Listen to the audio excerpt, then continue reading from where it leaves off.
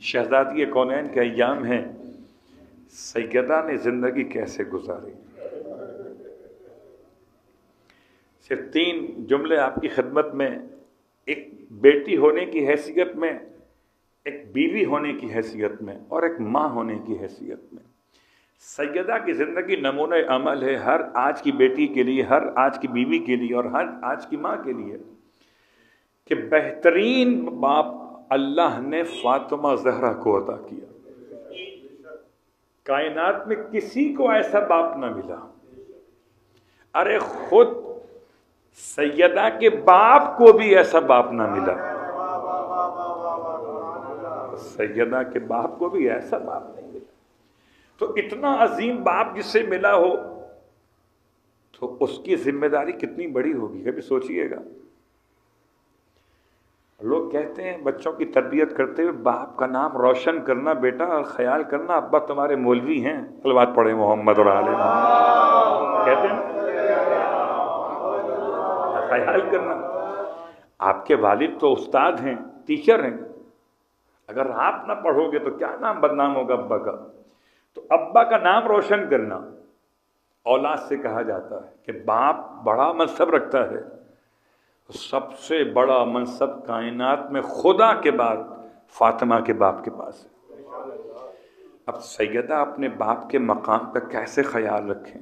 ایسا خیال رکھا کہ باپ کو کہنا پڑا کہ یہ تو اپنے باپ کی ماں ہے۔ اللہ اکبر۔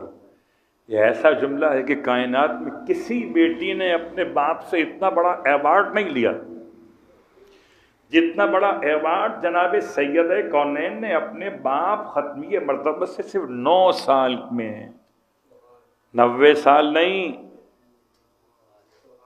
45 سال نہیں، صرف 9 سال میں، صرف 9 سال کے سن میں اپنے باپ سے ایسا ایوارڈ لے لیا جو کائنات کی کسی بیٹی نے آج تک اپنے باپ سے نہ لیا۔ اور اس کے بعد اللہ نے ایک انتظام کیا کہ آپ امیر المومنین علی ابن ابی طالب علیہ السلام کے نکاح میں رہے، اور 9 سال تک مولائے کائنات کے گھر میں رہے۔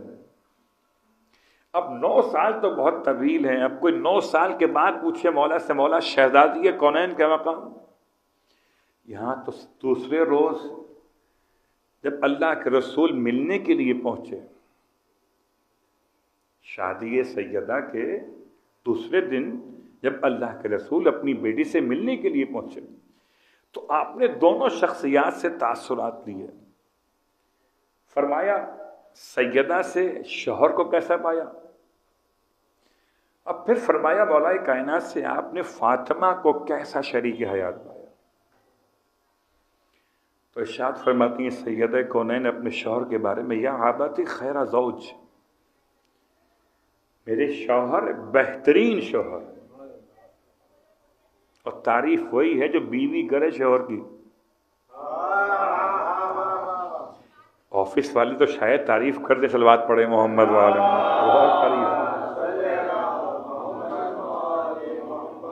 اس لیے کہ انسان گھر کے باہر کیا ہے یہ مسئلہ اور ہے، گھر کے اندر کیا ہے یہ مسئلہ اور ہے۔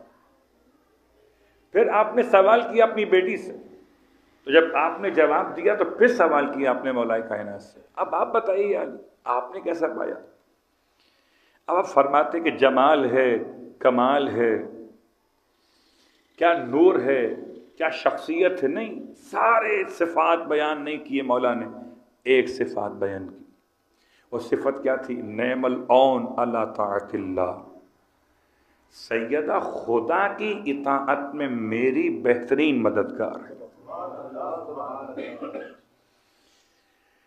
سوچئے جملہ کوئی اور کہے، متقی کہے، پرہیزگار کہے، سمجھ میں آتا ہے، لیکن اگر مولا کائنات فرمائے، امیر المومنین فرمائے، امام المتقین فرمائے، تو جو امام المتقین کے تقوی الہی میں مددگار بنے اسے فاطمہ کہتے ہیں۔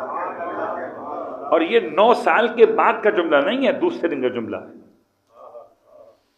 یعنی مولا کے ساتھ رہتی 9 سال تک، وہ نمازوں میں، روزوں میں، عبادتوں میں ساتھ رہتی، تب مولا کہتے بڑی عابدہ ہیں، بڑی زاہدہ، نہیں، شادی کے اگلے دن امام کے تاثرات کیا ہیں؟ نعم العون علی طاعت اللہ، اللہ اکبر۔ تیسرا اور آخری جملہ، سیدہ کو خدا نے صاحب اولاد کیا، ماں کیسی بنایا؟ ایسی ماں بنایا کہ آج کی مائیں اپنی اولاد کو جنتی بنانے تو بڑی کمال کی بات ہے، سیدہ نے اپنے بچوں کو جنتی نہیں بنایا، جنت کے جوانوں کا سردار بنایا، ایسا بنایا کہ کائنات میں کسی ماں نے ایسی تربیت اپنی اولاد کی نہیں کی، یہ سیدہ نے کی ہے۔ کیا تربیت ہے! خالی دو جملے آپ کی خدمت میں، جب امام حسن کو لوری دیا کرتی تھیں تو آپ فرماتی تھیں، اشبع ابا کا یا حسن وخلا عن الحق الرسن وعبد الہا ذل منن ولا توالی ذل احن۔ فرماتی تھیں بیٹا حسن اپنے باپ کی شبیہ بنو، اشبع ابا کا یا حسن، حسن تم علی جیسے بنو، مولا کا نام نہیں لیتی تھی، اپنے باپ کی شبیہ بنو۔ باپ کی شبیہ کا مطلب کیا بنو؟ کہ حق کے ہاتھوں میں بندھی رسیاں کھول سکو، اور بیٹا عبادت کرو اس پروردگار کی صاحب منت اور احسان ہے۔ بیٹا کسی کینہ پرور کی دوستی اختیار مت کرنا۔ یہ کیا جملے ہیں! اللہ اکبر۔ ہماری مائیں بچوں کو لوریوں میں غنا سناتی ہیں، آواز گلے میں گھما کے سناتی ہیں، کچھ سمجھ میں ان کے بھی نہیں آتا کیا سناتی ہیں۔